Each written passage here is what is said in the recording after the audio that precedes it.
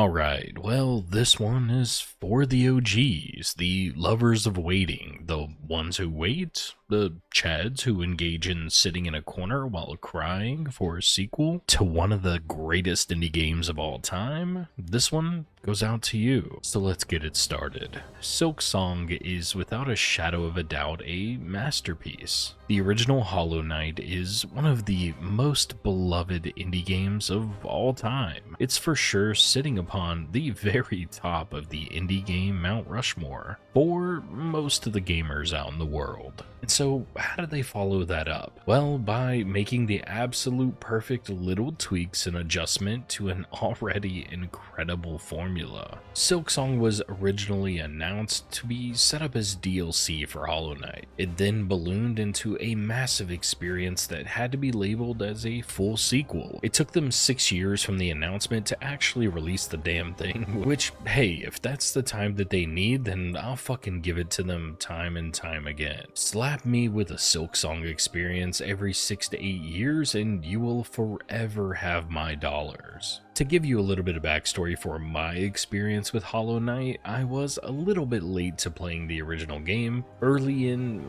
2020 or so, I finally got around to playing that first game, which was about 3 years after the initial release. It came out with some insane critical acclaim, but during that time in my life, I was not really playing a ton of games. So I had to pick and choose wisely on the few that I would play.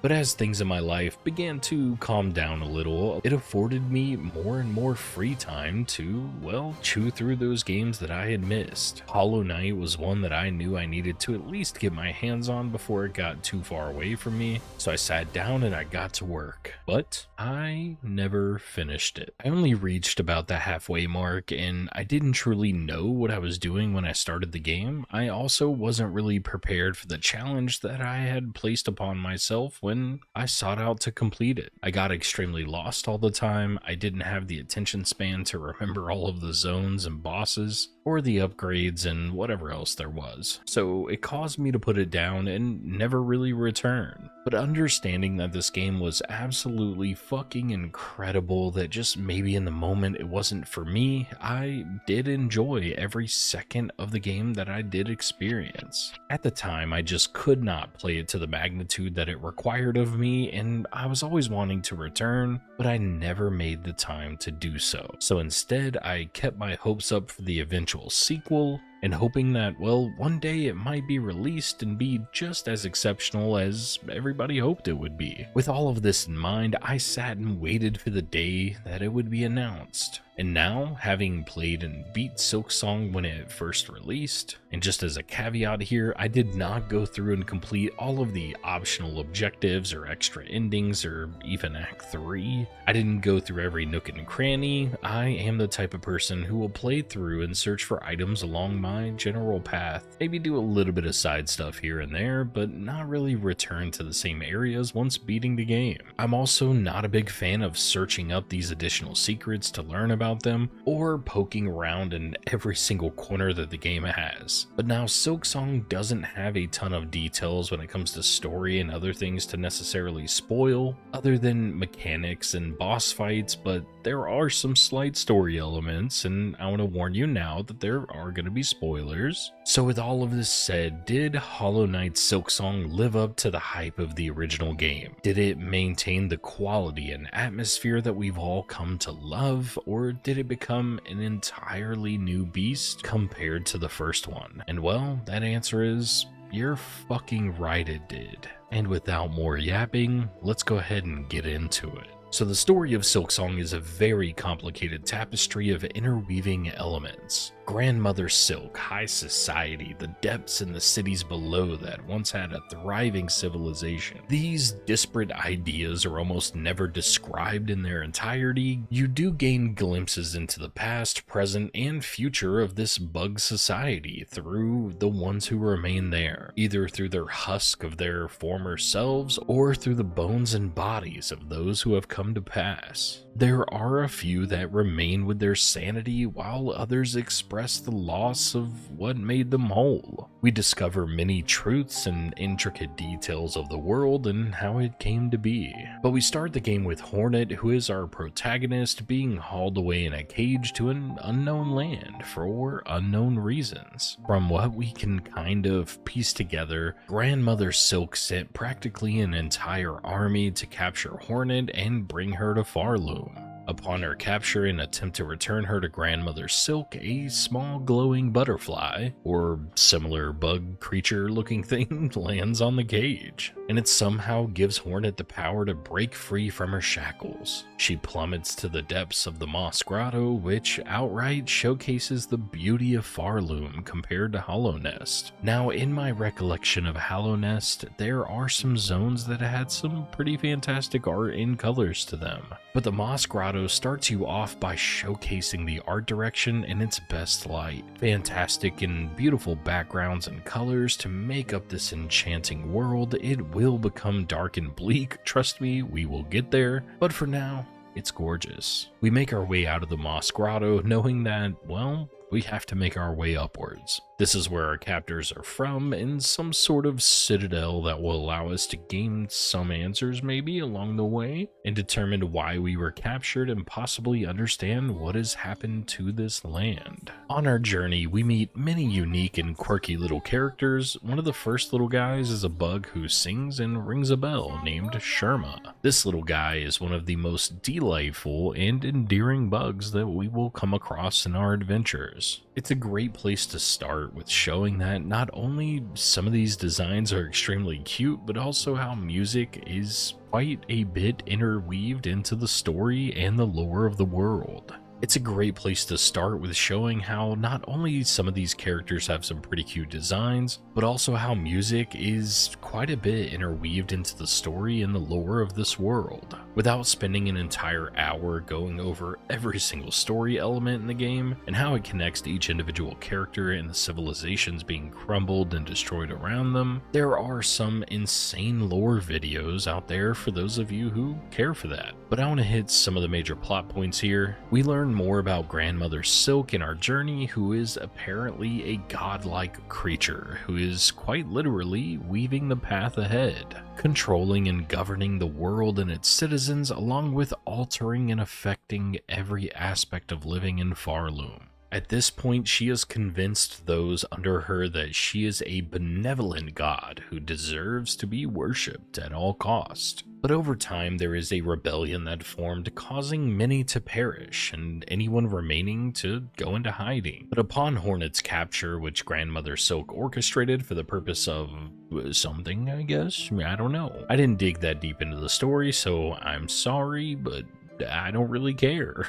So, anyway, we work our way through the world, assisting anyone and everyone that we can, but also learning the details of this apocalyptic world where death lies around every single corner. Hornet will make it to the Citadel to take on Grandmother Silk. That's our path. In one way or another, we're gonna get there. But once we end up defeating Grandmother Silk, we can imbue ourselves with her power, becoming the new deity-like creature of the land. Corruption will take place once again, but this time, Hornet will be the cause. There are multiple endings, and this is one of the choices. There's an entire additional chapter that's tied to it, relying on you mastering every tool at your disposal, but I was happy with the normal ending that I got. And now I say that because that is blasphemous for a lot of people who play that. I know so many people out there will chastise me saying, oh, you didn't truly beat the game. You didn't go through Act 3 and get every single upgrade and see all the endings, and I don't give a fuck. That's totally okay. Not everyone is going to see every single thing that the game has to offer, so I'm sticking with a more general vibe.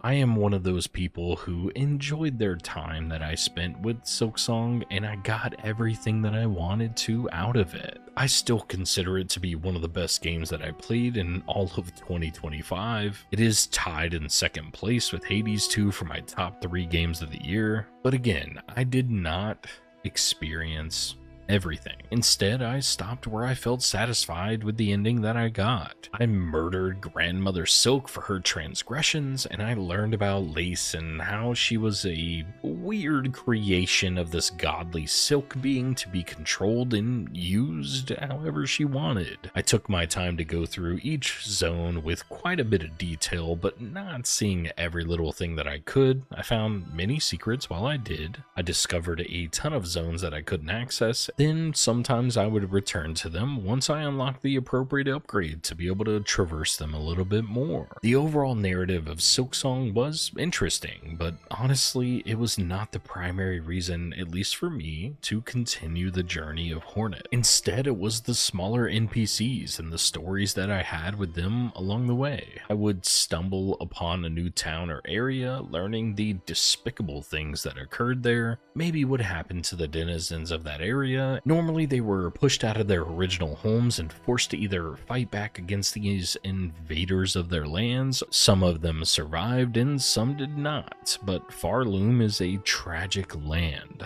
one that holds many stories told to Hornet directly or sometimes through some context clues hidden in the surroundings. There are some simple storytelling where you can kind of piece together some of the world building, like the Citadel. To rest and to save the game, you have to pay them money. To get some simple items or other things, it also costs money. And that's because everything is currency and nothing is free. Maybe in the darkest parts of the world, warriors are born or continue to battle everything in sight, just to maintain just a small amount of their sanity, while others on the other hand will succumb to the madness. These interactions, these indirect story moments, that's what made Silksong for me. The world, the story, the characters, they shine through more than any game that I've played in quite some time. And sure, there are some games out there with more insane lore or complicated societies and world-bending magic. Silksong has some fantastical moments, but mostly tries to remain grounded in its own reality, using its bleak nature to tell a rich and meaningful story. Hornet is a pretty straightforward character, but she is just as vital to the story as anybody else, and she's connected in ways that you come to learn through completing its one or multiple endings. And with those endings, it comes together to create a hell of an experience and one that I will not soon forget. Speaking of Hornet, she moves like a butterfly and sure as hell stings like a fucking bee. She starts off with a minimal moveset that still feels impressive and nimble, but over the course of the game you unlock a pretty massive arsenal of combat and movement abilities that make Hornet feel incredibly fun to play, but also smooth as hell while maintaining plenty of options to make the gameplay your own. And something that I want to mention at the start here, when I beat Silksong, I actually did go through and unlock most of the starting and required movement abilities. The dashing, the sprinting, the cloak that lets you float on wind streams, the claw that lets you clamber onto walls, but then there are some optional ones that aren't really necessary to reach the end of the game. Now this was not something that I was even aware of until I chatted with one of my friends who beat the game right before me, and he stated that he never got the double jump ability. Now in the final boss fight, I used the grapple hook dash thing and double jump all the fucking time. I had to dodge and weave through Grandmother Silk's attacks, but my friend never even got the double jump. So for me, I thought that was pretty fucking crazy, right? I utilized my abilities to be able to beat her after multiple attempts.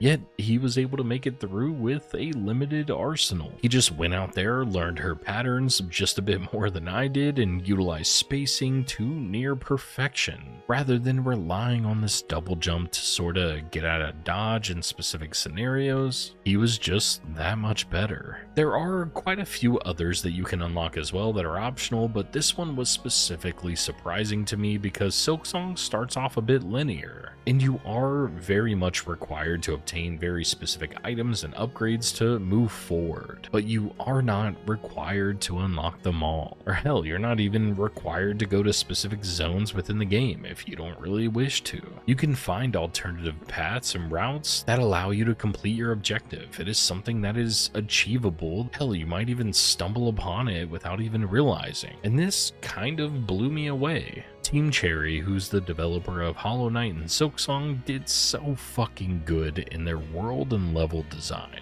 And I mean this because I didn't even know that I had multiple options, yet I was already making them without that knowledge. A similar situation to this is how you get into Act 2. There are two very distinct bosses and zones to be able to enter Act 2 specifically, and this was, again, completely unknown to me until I was also chatting with that same friend as before, and he stated that he saw a boss that I never did. And he goes, "What do you mean? That's how you progress in the story. That's how you get through there. You have to fight this guy. It's not optional. You have to beat him." And whenever we were talking, he thought that I was crazy. I then go on to explain how I got to Act 2, and he was like, "What the fuck, man? I never even knew that zone or that boss existed." Now, if you know, of course. He fought the last judge, while I fought the Phantom. And both of those are really fun fights, although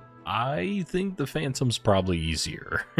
After watching people play and fight the last judge, that guy seems like an asshole. But I watched him and many of other people fight him, and again, he looked interesting, but a bit of a dick. Yet whenever I went through the game, I had a fucking blast fighting the Phantom. And I bring these up in the gameplay section of this review because, well, gameplay and world building kind of coincide together, along with upgrades as well. All of these elements sort of meld together in Silksong, so it's really tough to talk about one without the other. Did I also mention how much I love the way Hornet moves? Because she is so fucking quick. She'll be jumping, dashing, sprinting, and just outright fucking up everyone and anyone that she comes across. By the end of the game, I felt like an absolute badass bug who had seen and been through it all, knowing exactly when and where to dodge, where to strike my needle to get the most out of each slash. It became a bit of a dance in every fight that I had, learning your foe and how you need to move to best avoid their attacks while launching your own. The normal enemies of Silksong will always put up a little bit of a challenge, and some of the earlier ones are of course much easier once you return to those zones. That's partly because of their lesser health pools and your upgraded abilities and overall damage, but if they get their grubby little hands on you, they will still damage you. One big difference that most players will notice up front when playing this game is that these bugs will throw fucking hands. You start off with a very small health pool and each smack takes away 1 life, but every once in a while there's going to be a big hit that takes away 2. Now you start off with 5 hit points, and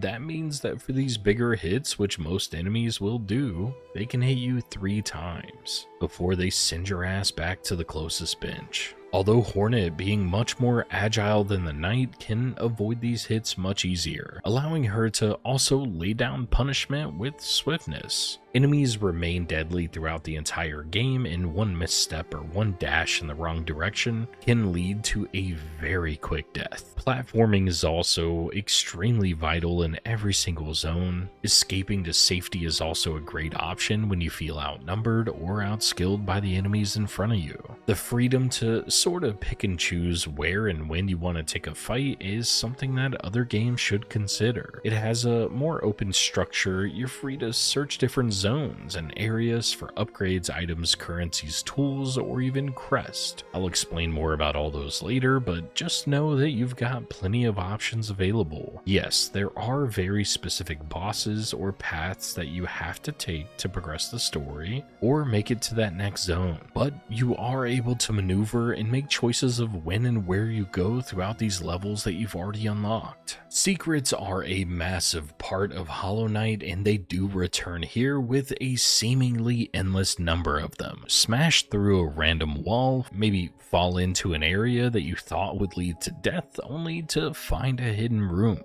There are so many like this that you could probably spend hundreds of hours running around and smacking every wall, just in an attempt to uncover everything that's lying in wait for you to find. So let's take this time to talk a little bit more about the zones and levels, and then we'll circle back to the upgrades, items, and enemies. Most levels are structured like a Dark Souls, intertwined and mostly complicated, but always in a layered way that allows you to easily return to an earlier point to backtrack with ease. This isn't always the case, as some of the levels in Act 2 have a pretty narrow path. You come in one way and you leave the other. Sure, there might be a small nook or cranny here and there that might connect you to something different, but for the majority, you're stuck. You have to go the intended path to reach the destination in front of you. So with that, I want to mention that Sinner's Road can fuck right off, and I mean that. This was the route that I assumed was required to reach Act 2. It is one of the options, but boy, did it have the most number of deaths and runbacks in this zone more than any of the others. Every location has a distinct vibe: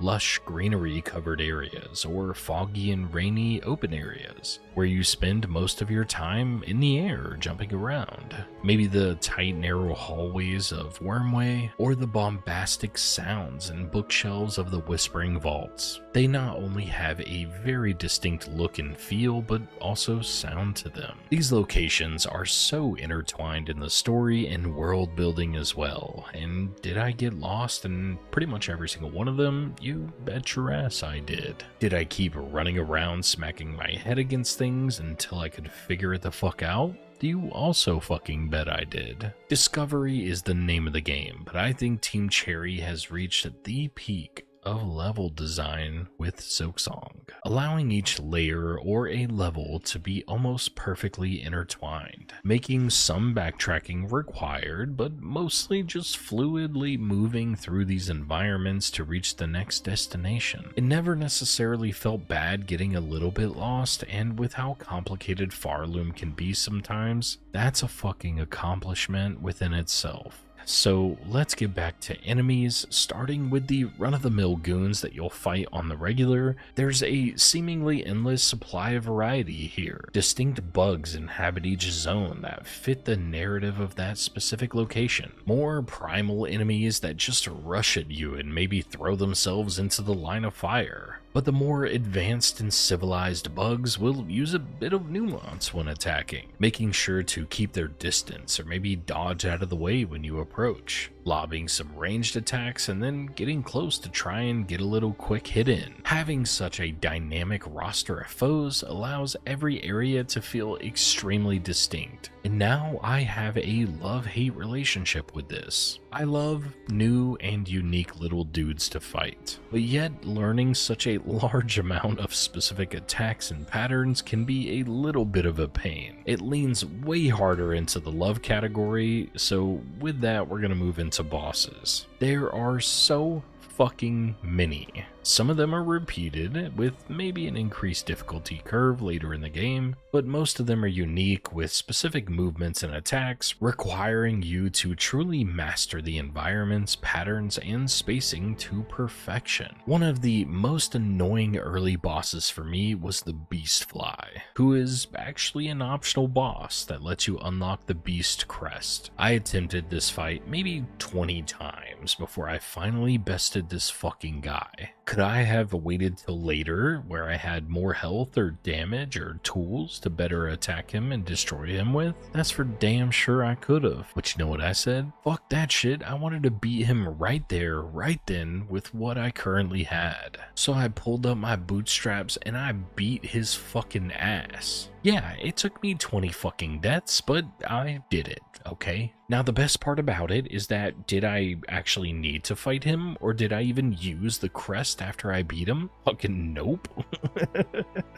Not at all, not a single time. But I wanted to do it, and so I fucking did it. It was such a good time, although it was difficult and it did have a little bit of annoyances with some of his attacks. This feeling resonates almost every boss fight in Silksong. Hornet is a force to be reckoned with, but you've gotta have the capabilities to perform what is required, or she is gonna get slapped around and hit like a wet noodle. Now when it comes to other bosses, everyone and their mother has pointed this one out: the Cogwork Dancers. They're one of the most tragic yet beautiful fights that I have ever experienced in a game. They begin by slowly getting activated and, well, they start their dance of tandem attacks. The duo strikes in a pattern that not necessarily mimics or mirrors each other, but sorta just flows. It's a blast to time your jumps and dodges to get away while landing a few small hits here and there between their flurry of attacks. They dash across the screen and speed up over the course of the fight, but then as one of them takes a final blow, this leaves only a single dancer left, no longer able to maintain the speed due to their partner, another dancer, no longer being at their side. They slow down, which allows you to land extremely easy attacks and decisive blows, because without their partner they can no longer continue the performance as it was intended. But as you finish the second of the duo, the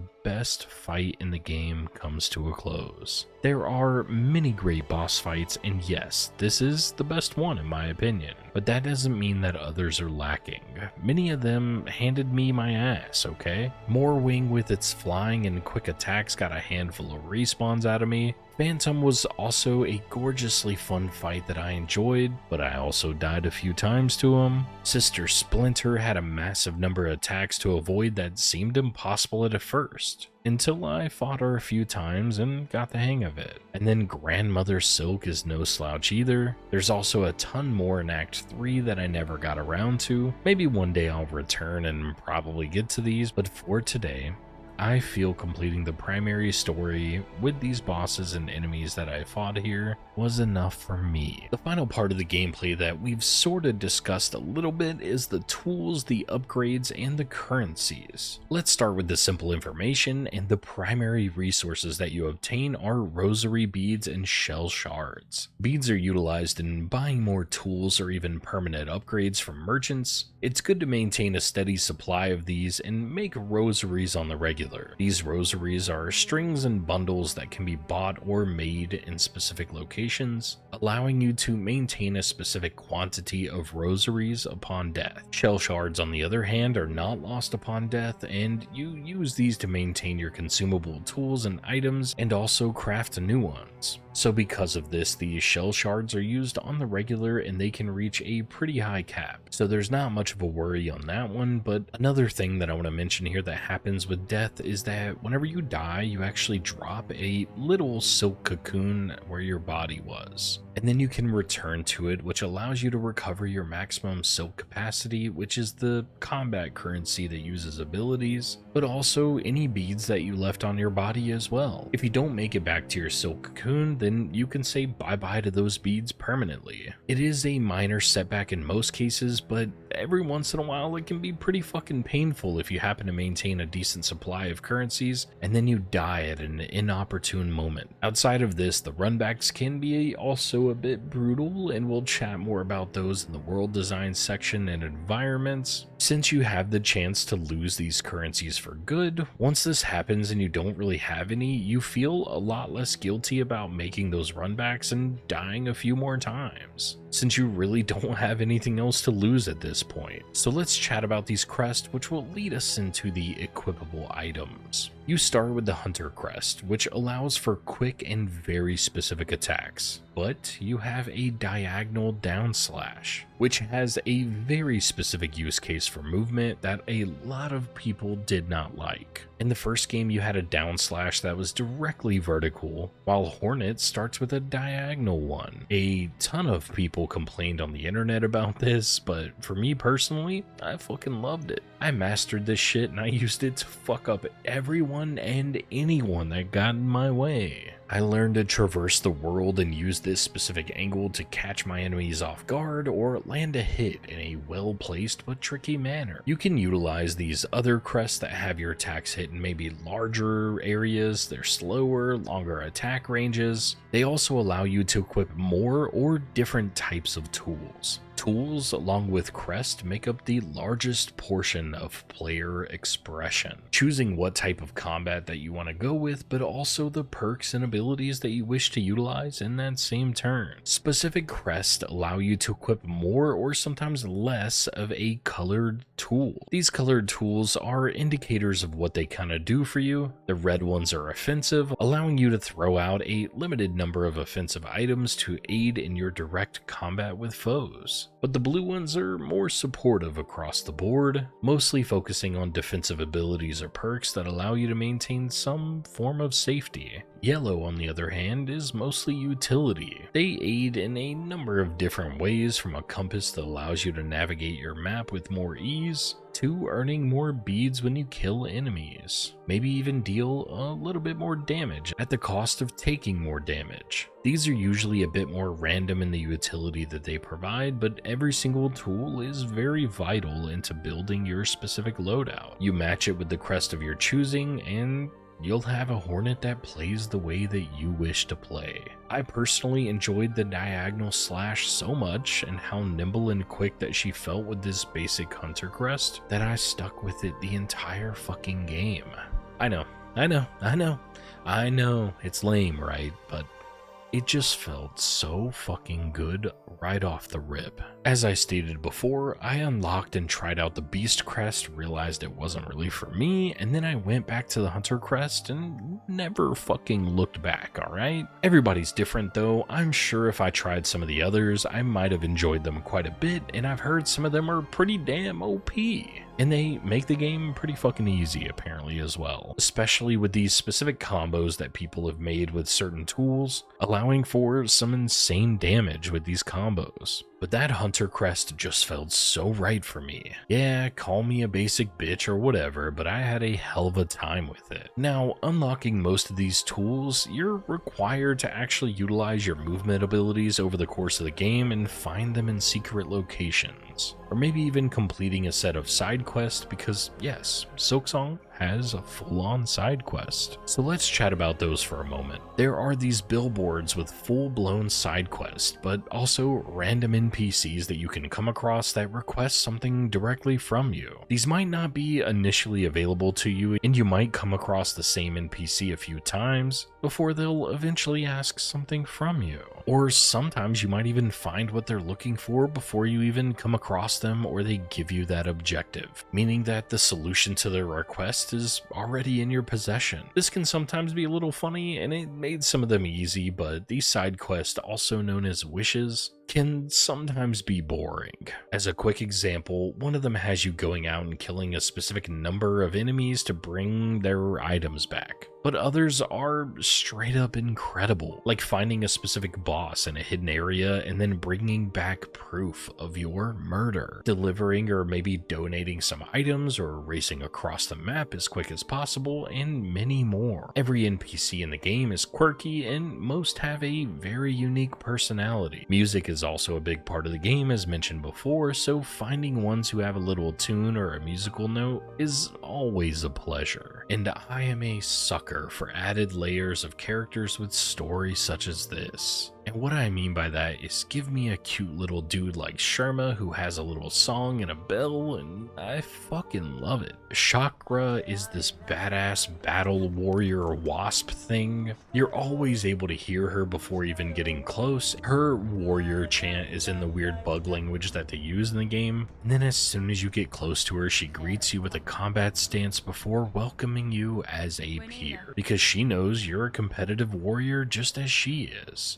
She can tell just by looking at you that you have the combat prowess and knowledge, and she immediately understands that you both stand on business. This very minimal storytelling is so fucking good. There are so many moments like this in Silksong that I could keep gushing on and on about it, but just know that they did a fan-fucking-tastic job at creating these small world-building yet iconic characters. and making them feel meaningful in this fucked up and destroyed land. But long story short, meeting these characters are just really fun. Back to the other part where unlocking more tools for your belt gives you so many gameplay alternatives that it really is pretty unique, but it is a bit time consuming. Yet as time consuming as it is almost always worth it by the end. The world is going to be one of the final things that we chat about because god damn is it an important one. I'm going to mesh that last thought that I have about movement into here as well, because the fact is the game is a 2D platformer just as much as it is a combat adventure game. Now I spoke about these distinct features of each zone, giving some of the world building and allowing us to sort of piece together what has happened here prior to things just going to shit. But the structure of it all, how you move about it, is also pretty vital in how it's perceived, with some areas having massive structures overhead with deadly spikes and traps around every corner, or maybe tons of flying enemies. Another zone being narrow with a ton of straight lines, not allowing for much escape or movement. Now this goes for you and your enemies though, so good luck with that. Having the ability to dodge and sprint is such a lifesaver because it allows you to just be quick and get through some of these zones, because they are sometimes huge and you need the ability to maneuver through them quickly and effectively.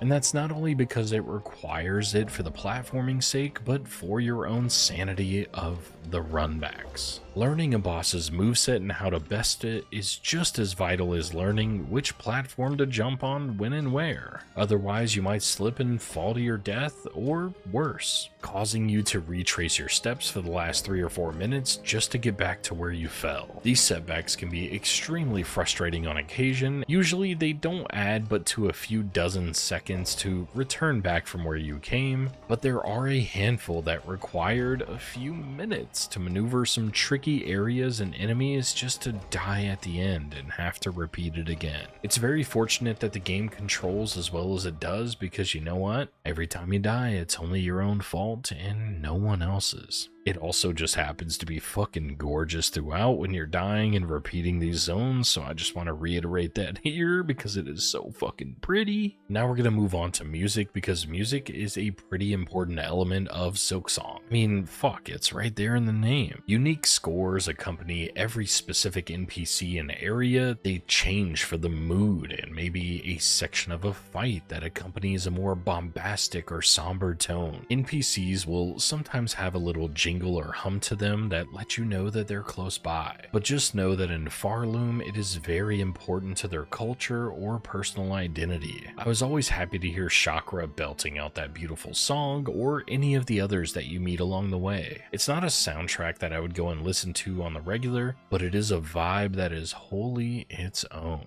Because when you hear Silksong, you know it is Silksong. It cannot be mistaken for really any other titles or games, and I would sometimes just sit and listen. By that I mean that I would sit there on a bench and just wait and let the moment pass, enjoying everything I could see and hear along my journey. A small note here for graphics that I want to talk about is that of course we are not pushing the envelope here. It ain't no GTA 6. It's not even as grand or detailed as some of the other small indie games that are out there, but it is one hell of a look that others have attempted to mimic and have failed to do so. The minimal yet extremely detailed zones, characters, and everything in between. Again, you see a screenshot of Silksong just like with the music and you fucking know exactly what it is. It has a very specific design language to it, and art style can usually pull a game to the finish line. Yet Team Cherry doesn't rely on this. They know what they're good at, and that's making something gorgeous, dark, sinister, but all the same fucking special. With that note, we're gonna start wrapping up the review here because holy shit has it been long. But some small mentions to the UI and some DLC. UI is minimal but purposeful, showing exactly what you need to know and when you need to know it. Not being overtly complicated or simple, it's just a good mix of both. The original Hollow Knight had a great interface and menus, and these are carried through to the sequel. But now for for DLC, well, I wouldn't have talked about this, but they announced it as a free DLC coming in 2026. But as we know with Team Cherry, they are hella fucking bad at announcing things and then just never talking about it forever. So I mean, who knows when this is gonna come out, cause I sure as fuck don't. I mean, hell, we're halfway through the year and I haven't heard a goddamn peep outside of the initial announcement. Maybe we'll hear something before the media starts going insane over GTA 6 in the next few months. My final thoughts here with Silksong are that it's a masterpiece. It does so much to keep you engaged, it points you mostly in the right direction, and then it sends you off to figure it out. I'm not crazy about massive open sandboxes, so the game being open but a tighter and more minimal experience was perfect. I enjoyed every nook and cranny that I could uncover, every ledge that I fell from, every boss that beat my ass. Because at the end, I overcame it. Now again, I did not go into Act 3, which as I've heard has some of the most difficult sections and bosses, and also the true ending and blah blah blah. But yeah, again, sorry not sorry. I had a hell of a good time playing through Silksong. I felt extremely satisfied and accomplished. So I put it down, and instead of trying to force myself to continue just because there was new things to experience, I stopped when I beat the main story. And that's sorta how I feel altogether about Hollow Knight. The first game just wasn't really hitting for me at the right place and the right time. This sequel, as long and awaited as it had become, was something that I wanted to experience and see through to the end. I'm glad I did because it came tied for Hades in second place, like I said previously. Hornet and the gang will forever be something that I remember fondly, whether that be the world and the disaster that took place, but also all the bugs that we met along the way. So thank you for being an incredible game and some of the best platforming that I have ever had the pleasure of playing. Silksong truly deserves it all. So that's going to be it for the end of this review. I know, it took me like 9 fucking months to get to this, okay? I got really distracted playing other games and writing reviews for those that I was playing in the moment, instead of writing the reviews of the games that I had already beaten. I have a handful of others that I'm working on that I have already beat, and they were at the end of last year or earlier this year that I will slowly get to, and they will be out sooner or later, so please just bear with me. But I hope you enjoyed me going over the best parts of Silksong. So if you made it this far, I appreciate you, and I will see you next time.